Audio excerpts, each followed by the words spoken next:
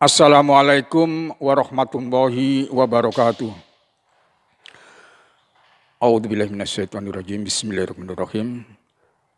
Alhamdulillahilladzi anzala ala abdihil kitaba wa lam yaj'al lahu iwaja. Asyhadu an la ilaha illallah wahdahu la syarikalah wa asyhadu anna Muhammadan abduhu wa rasuluh la nabiyya ba'da. Allahumma shalli wa sallim wa barik ala Muhammadin wa ala alihi wa mawala. Wala haula wala quwata illa billah, amma ba'du. Alhamdulillah, baik kalau kita perhatikan berita-berita yang lalu perihal masalah korupsi, kita ambil contoh. Pada saat EKTP itu nilainya 3,3 tapi gaungnya kemana-mana, hampir tiap hari beritanya itu. Kemudian dilanjutkan korupsi Bank Santuri. Nilainya berapa? 6, triliun. Nah sekarang jauh lebih daripada itu. Kita ambil bagaimana Jiwasraya 16, Asabri 22, jadi kalau nggak salah di total itu ada sekitar 38,8 T. Tapi beritanya nggak begitu kemana-mana. Ada apa ini? Kok nggak selesai-selesai masalah korupsi ini? Jiwasraya, Asabri itu nilainya sangat-sangat luar biasa. Pantas dinamakan itu mega korupsi. Nah timbullah pemikiran, bagaimana syaratnya supaya tidak terjadi korupsi? Apa yang harus kita lakukan? Apakah diperlukan seorang profesor, S1, S2, S3? Apakah harus orang-orangnya itu yang kaya? Apa hukumnya? Misalkan hukum, kalau misalkan lebih daripada 22 triliun harus potong leher. Apakah demikian? Coba kita perhatikan, ini ada kisah yang agak panjang ini. Jadi pada saat itu ada seorang musafir, dia mengendarai onta. Memang pada saat itu satu-satunya transportasi tidak lain adalah onta. Dari suatu negara ke negara lain. Hari pertama yang dilihat tidak lain adalah padang pasir yang tandus. Hari yang kedua juga demikian. Setelah menginjak kepada hari yang ketiga, dia terpukau. Yang mana ada suatu daerah yang hijau royo-royo, tanahnya subur, dan nampak pada saat itu ada seorang pengembala, jadi anak-anak yang sedang mengembalakan seekor kambing, bahkan kambingnya itu sampai ratusan. Nah, rupanya pandangannya tidak kemana-mana, dia melihat ada seekor kambing yang warnanya hitam. Itulah yang senantiasa dilihat. Karena apa? Gerakannya mendominasi daripada di antara kambing yang segitu banyak itu. Dia loncat sana, loncat sini, nunggang yang satu sama yang lain. Itu saja yang dilihat. Tidak kemana-mana. Nah seorang musafir ini terpukau melihat kambing itu. Lama-lama rupanya kambing ini beserta pengembalanya menuju ke arah yang sama. Rupanya mau pulang. Diamatin terus. Pandangannya tidak kemana-mana, hanya melihat seekor kambing itu. Setelah pandangannya sudah dekat, dipanggillah anak pengembala itu. Anak pengembala, begini. Saya tahu harga kambing. Itu kambing yang warnanya hitam itu, saya beli 10 kali lipat. Ini uangnya. Tolong diterima. Tidak bisa Tuan, ini bukan milik saya, ini milik Tuan saya. Ah Tuanmu nggak tahu, di tempat yang segini luas ini kita hanya berdua aja, Tuanmu nggak tahu, kan Allah Maha tahu. Demikian jawabnya. Nah, kemudian tetap melanjutkan, rupanya si pengembala ini pulang menuju ke kandangnya, kayaknya begitu. Nah rupanya si musafir ini termenung dia. Nggak mau pulang. Bahkan dia tali kekang onta itu diikatkan ke sebuah batu, kemudian dia menginap di situ. Perlu saudara ketahui bahwa di punggung onta itu penuh peralatan. Ada kompor, ada selimut, ada dan lain sebagainya. Dia menginap di atas punggung daripada onta itu. Hari berikutnya pagi-pagi terdengarlah suara gemuruh. Mungkin ini anak ini lewat sini lagi nih.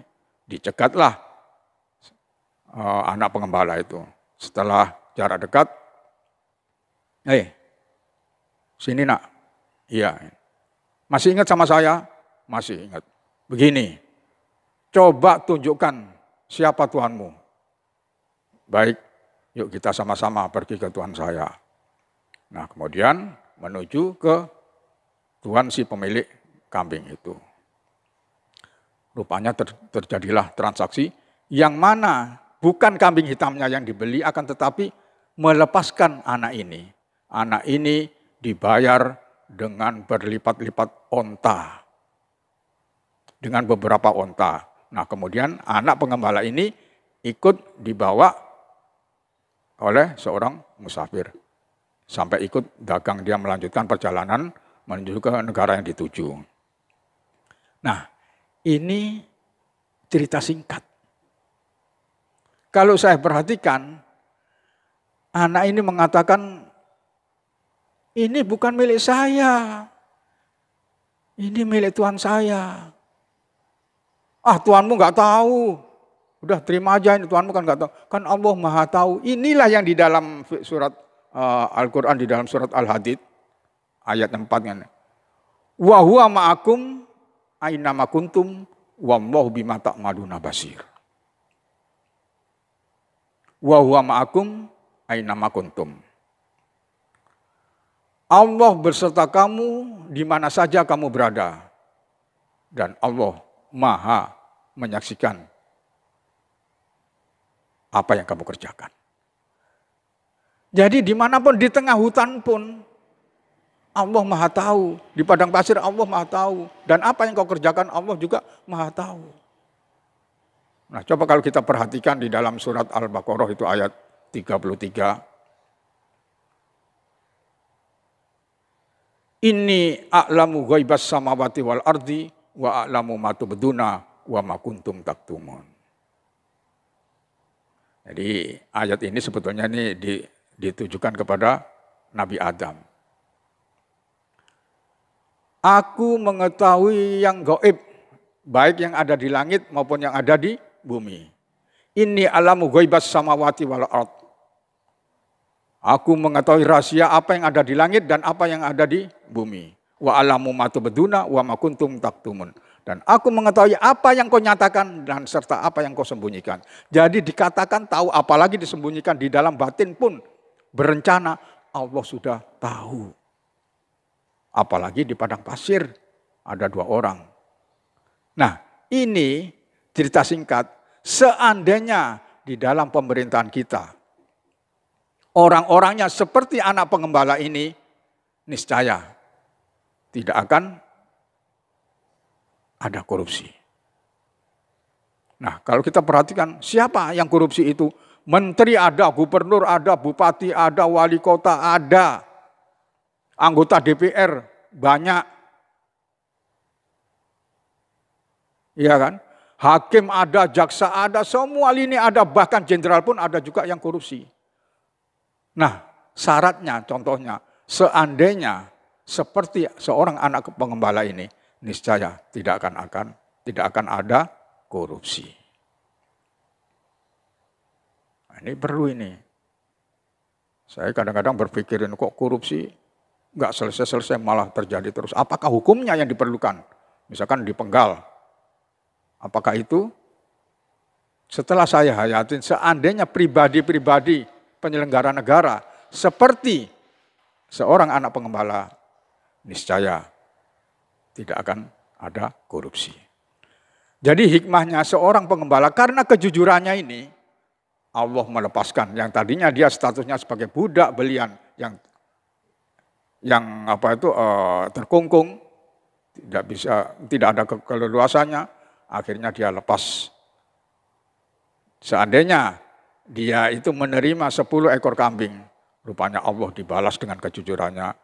Kedatipun walaupun nilainya itu beberapa ekor unta, namun dia lepas karena kejujurannya itu. Nah inilah